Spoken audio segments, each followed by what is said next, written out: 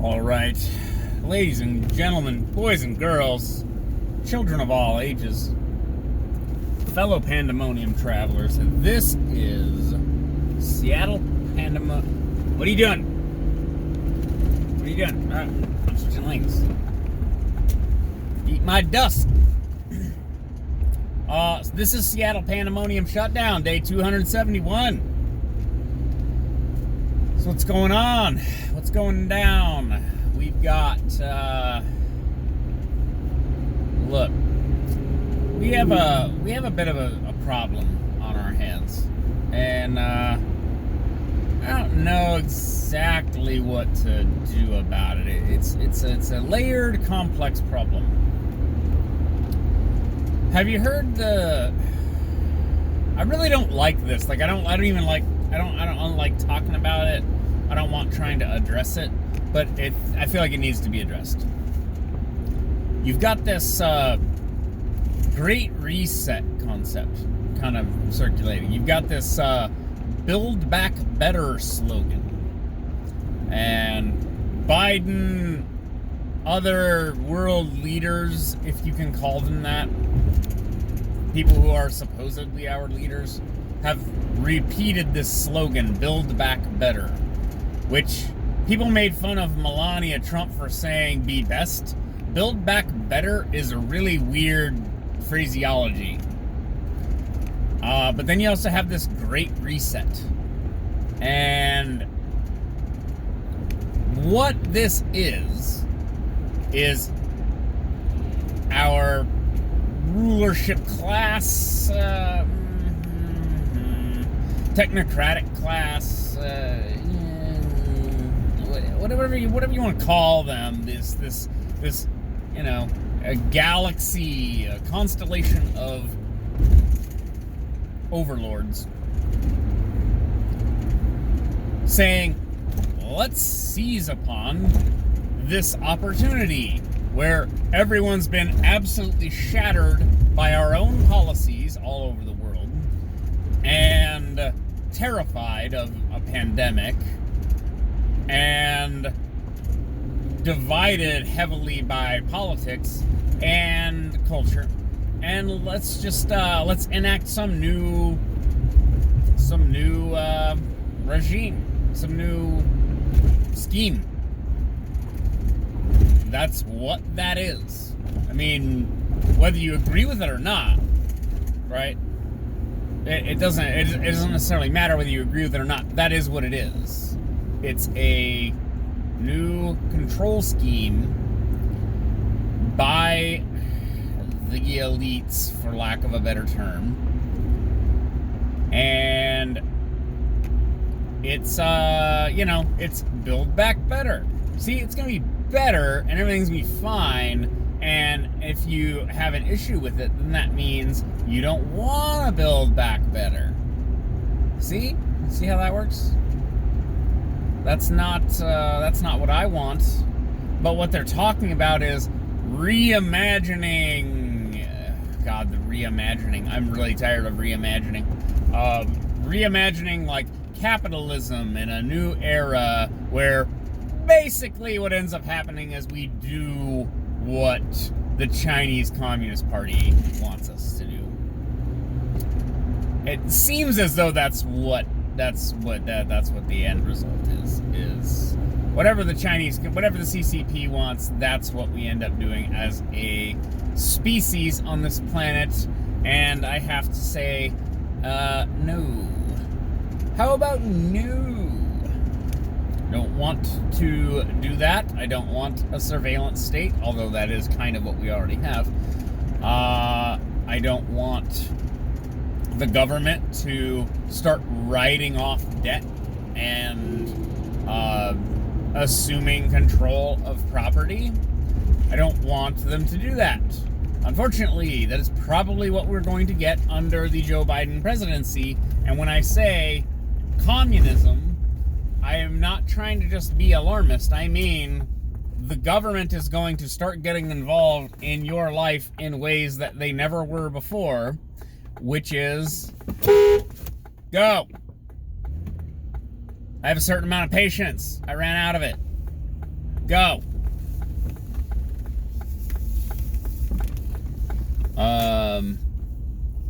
And then you have Dan Crenshaw, and I'm gonna call Senator. Is it Senator? I believe he's a senator. Is he in the House? Yeah, it's this why you shouldn't listen to me. I don't remember. I don't know what I'm talking about.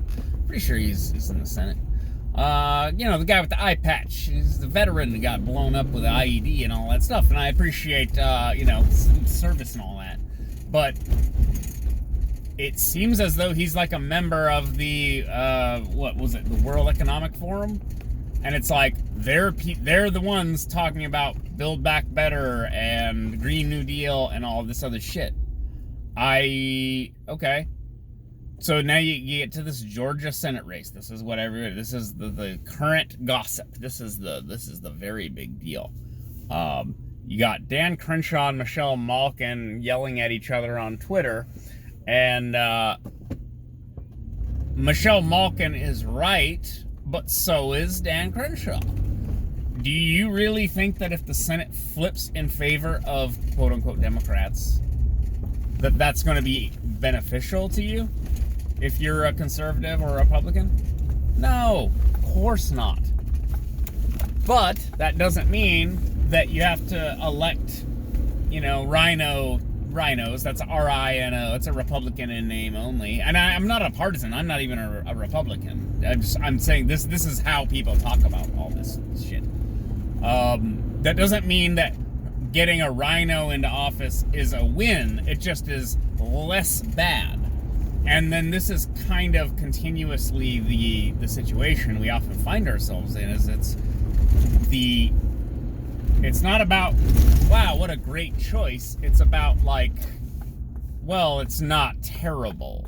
I mean, it's just like, this happens all the time. It's like, well, do you want Hillary or do you want Donald Trump? And a whole bunch of people went, fuck it, Trump. Because Hillary is like a psychopath. And so you're like, well, we're not getting, I don't know, was any politician ever great? We're not getting Eisenhower. You know what I'm saying? We're not getting someone there where you're like, I believe you know what's going on and you can handle this. As if that ever happened. But in the current context, it's like, God, the guy running for for governor of Washington in this last election, for example, I actually can't remember his name. That's it. That's it. I don't remember his name. I know Inslee's name because he's still our governor because we live in hell. But I can't remember his competitor's name. So I don't know if the competitor was bad, good, worse, better, really. He had kind of a semi-counter position of we need to reopen small businesses. That was one of his only things, which is why I wanted to vote for him. But I don't remember his name because, we live in hell where there's not really opposition to your, establishment, politicians. And, but no, I am concerned if the World Economic Forum, people like Dan Crenshaw, who I'm apparently older than, which really fucks with me. It's really fucking weird to me. The World Economic Forum, IMF, etc., if they're all saying, Build Back Better, Great Reset and all this shit, it makes me, I don't want to say squeamish, it makes me, and I don't want to say paranoid. The question isn't whether you're being too paranoid, the question is whether you're being paranoid enough. Because this rhetoric means something. This is the intention of various people. They want to implement more statist control, influence, manipulation of markets and your life. And I feel like I can't stress this enough. Your life. And not in ways that you think are good, in ways that will ultimately be bad. Not, well, women should have the right to choose an abortion. Okay, fine. That's not what we're talking about. What we're talking about is you have to buy this product. Like, this is one of the things about the individual mandate the Supreme Court shut down, which is, as a citizen, you have to buy a thing. Okay, as a citizen, you have to buy a gun. How about that? How does that sound to you? As a citizen, you have to buy a car. How does that sound to you? It sounds like a mandate from a centrally planned government that is actually in league with the economy, which is kind of what we have. But they weren't. They're talking about, like, Build Back Better and all this. They're talking about rolling that kind of thing out globally. Oh, we have this great opportunity for a great reset where we just reimagine our global economy. Oh, yeah, do we? Does that suddenly change? You coming up with something in the Central Committee, does that suddenly change human nature and human patterns of consumption? Not at all. Not at all. What does it do? It creates excuses for the state, various states, to get involved in your personal life and dictate things to you. You can't buy that, you must buy this. We don't have enough electricity. Sorry, it's for the environment that we don't have enough electricity. Sorry, you have insulin in your refrigerator, but we just don't have the electricity because, the environment. And this is what we're looking at. This will happen 10 years from now, maybe, if all of this shit continues uncontested. And then you'll be like, wow, I heard this guy talking about this random shit on a YouTube video like 10 years ago in traffic, and wow, like, it totally came true. That will happen if this is what we actually do and it's not challenged. And I don't know, I'll call out Dan Crenshaw. Are you part of the World Economic Forum? Do you support this stuff? Like, is this what you're about? Like, or are you a member for other reasons? Like, can you explain yourself?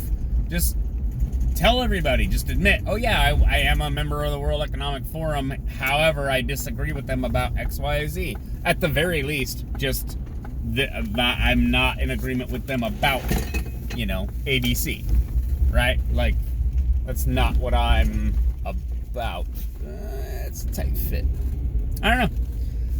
Getting all fire and brimstone on a Friday. I will talk to you guys later. Bye.